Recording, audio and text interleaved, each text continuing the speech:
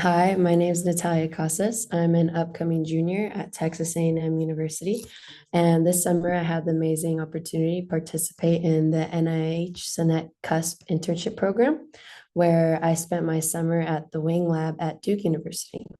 Today, I will be discussing research I conducted there focused on targeting a senescent THBD signaling pathway in neurodegeneration and Alzheimer's disease. And I also further investigated a novel therapeutic strategy to remove senescent cells in the brain, therefore alleviating dementia in Alzheimer's. Some background on the topic. Cellular senescence is the permanent arrest of the proliferative state of a cell, which comes as a result of stress or damage occurring intrinsically or extrinsically in the body. Senescence is characterized by the senescence-associated secretory phenotype, also referred to as SASP, which is a cellular mechanism distinguished by the secretion of pro-inflammatory molecules. SASP is an innate immune system tumor suppressive response that progresses to chronic inflammation and reinforces the senescence phenotype by inducing other cells. As it spreads and inflammation persists, it leads to slow deterioration in tissue maintenance and in function, and increases one's vulnerability to many different age-related disorders. One of the main risk factor for senescence is aging. However, it is also induced by other things such as DNA damage, mitochondrial dysfunction, telomere shortening, oncogene activation, and other extrinsic stimuli such as inflammation. One thing that makes it so difficult to research is it has a very heterogeneous nature, which means it develops very differently in different tissues, and they're all affected differently and respond in a variety of manners. So it's a very important topic to research as it's the main factor for many, many disorders, and it's a reasonable thing to target as playing a major role in the progression of such conditions. The focus of my project was on Alzheimer's disease, which is a neurodegenerative condition that accounts for nearly 2/3 of all dementia cases. Alzheimer's disease is characterized by the accumulation of many misfolded proteins in the nervous system, specifically the aggregation of intracellular tau, which forms NFTs, which are called neurofibrillary tangles, and also extracellular amyloid beta deposition in the form of plaques in the brain. In return, this causes a lot of chronic inflammation in the brain and progresses to dementia and neurodegeneration in Alzheimer's disease. One thing that makes this very difficult to research senescence within Alzheimer's disease is that the two have a very tight correlation. So it remains up to question today whether senescence is a cause or a consequence of Alzheimer's disease-related proteinopathy. Research has shown that senescent neurocells promote neurofibrillary tangle formations in the brain, implicating that Alzheimer's would be a consequence of senescence. However, contradicting research also shows that exposure to amyloid beta plaques and tau aggregation can induce senescence in a cell in order to protect the brain, demonstrating that Alzheimer's disease is actually a cause of senescence. So within our project, we focus specifically on microglial cells in the brain.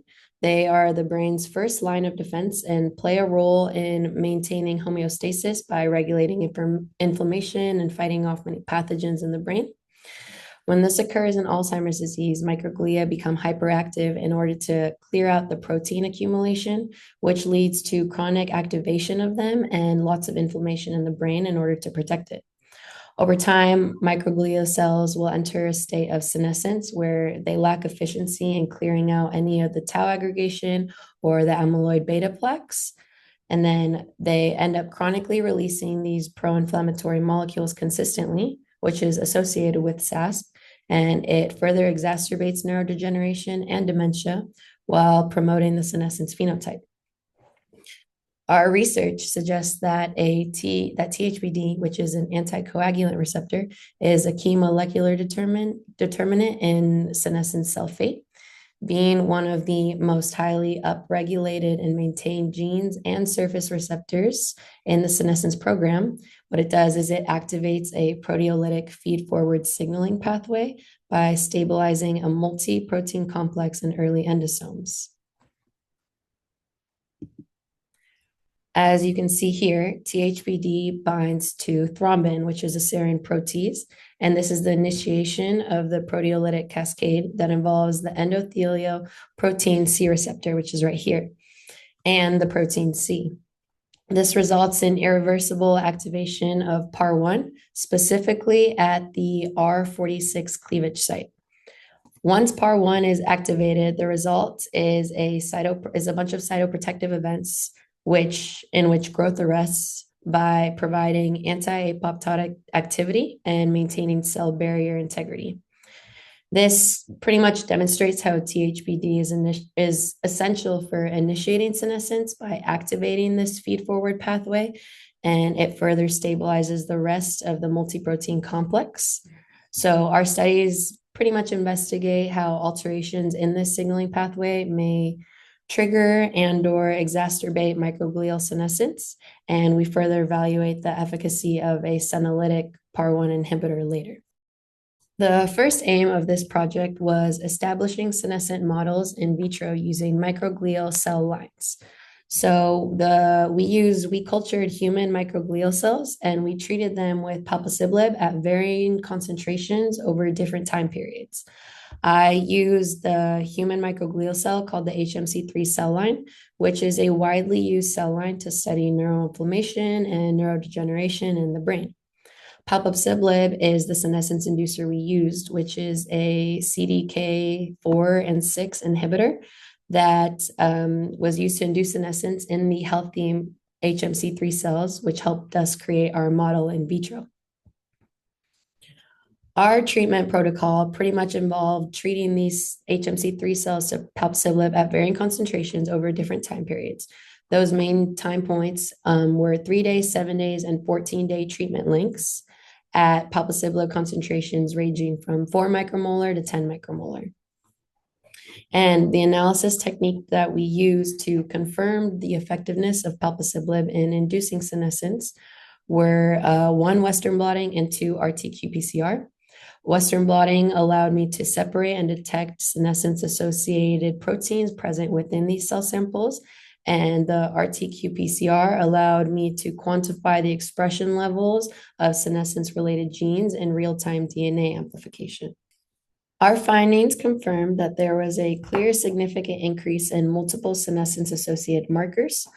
On the left, we have a demonstration of our 7-day treatment sample, which we have the control group in comparison to 3 differently treated palbociclib groups. They were treated with increasing dosages starting from 3 micromolar, 7 micromolar, and then 10 micromolar.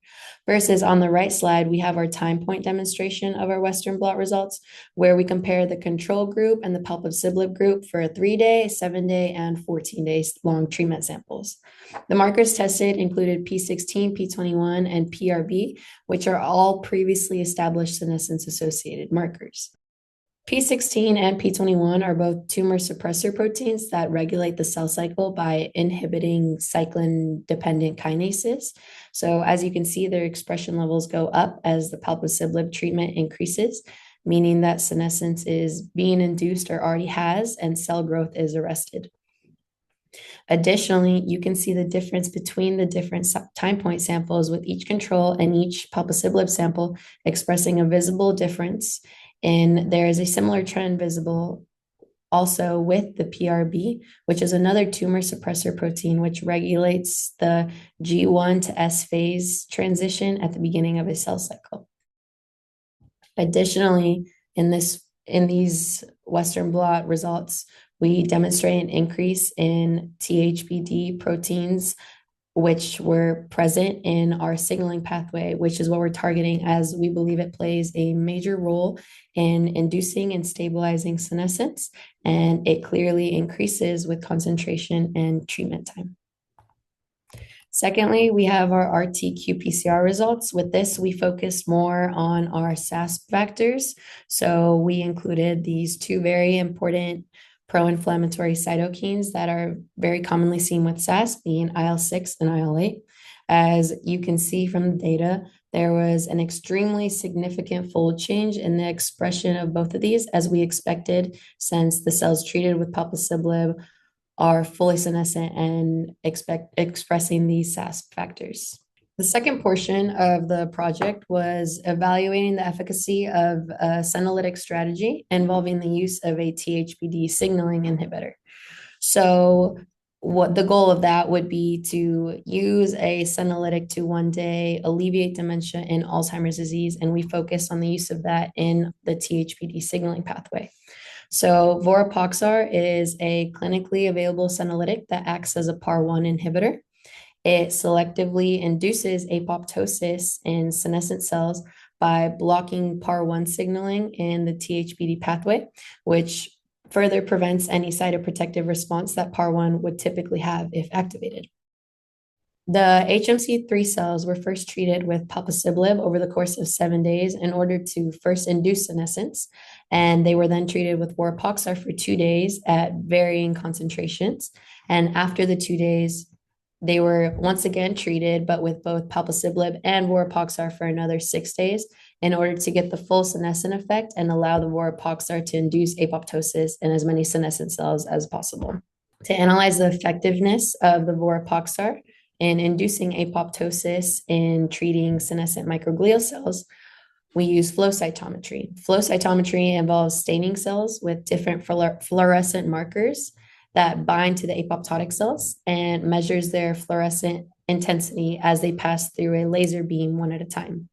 This allows us to quantify the number of cells that are either necrotic or undergoing apoptosis in order to provide precise data on the efficacy of an individual senolytic, this one being vorapaxar. So in normal healthy cells, phosphatidylserine is generally distributed and found on the inner surface of a cell plasma membrane.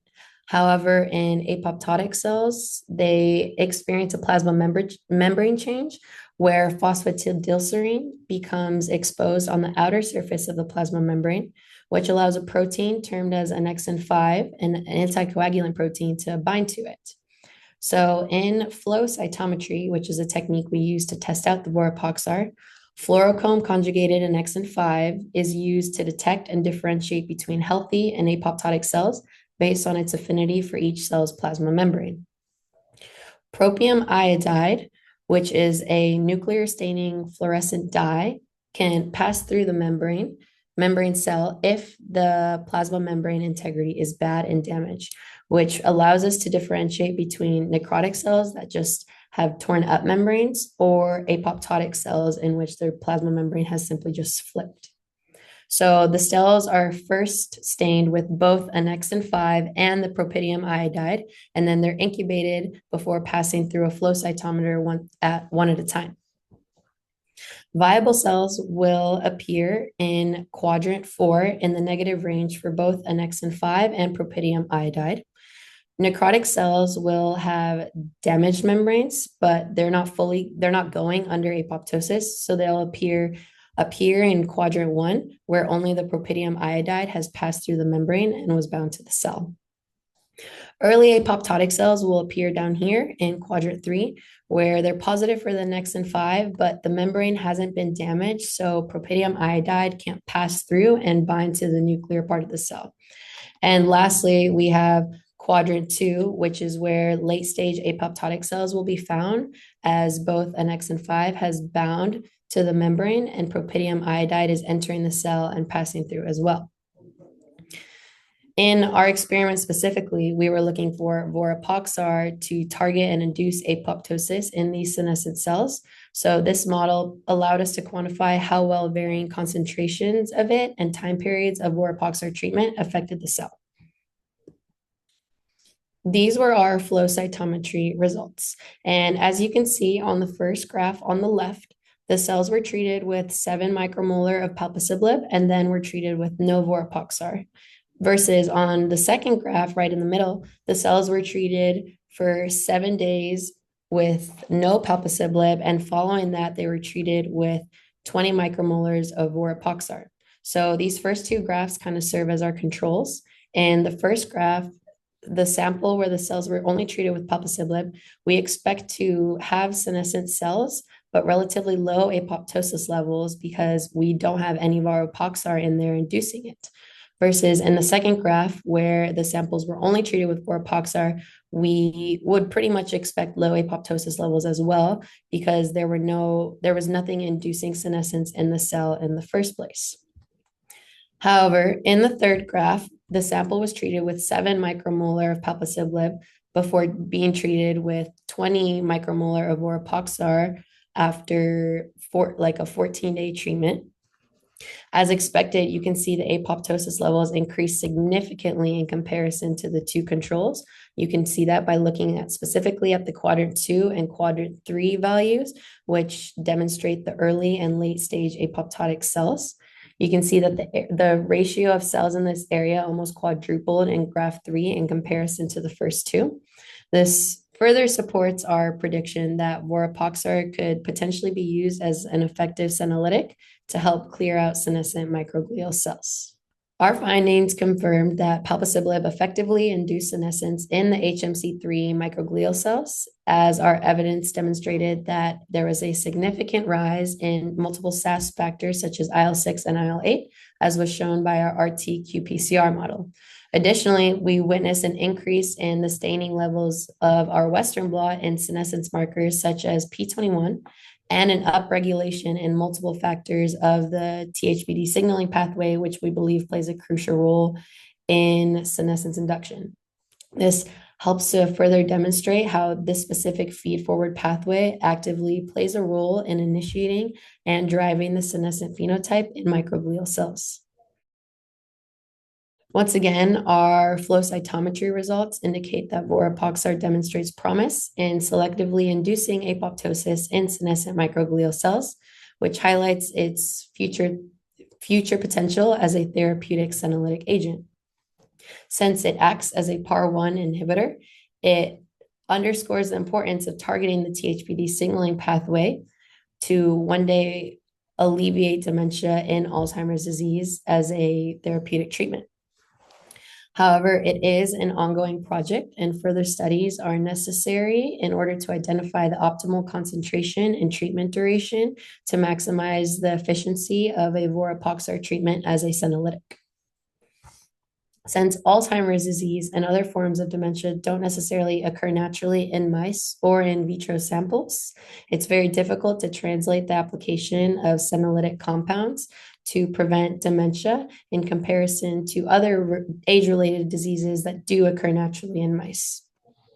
Therefore, it is vital to maximize the efficacy of Vorapaxar in selectively clearing senescent microglial cells without affecting healthy microglia before testing its full effectiveness in the human brain. Once translated, it can be tested to see how effectively it leads to improvement in dementia and other cognitive abilities that accompany senescent neurodegeneration in Alzheimer's. In closing, I would like to thank the NIH and CUSP SenNet for allowing me to be a part of such an amazing opportunity and being so supportive throughout the entirety of this process. Additionally, I would like to thank my PI, Dr. Wang, and the rest of the Wang Lab for their support and mentorship throughout my learning experience this summer. Thank you.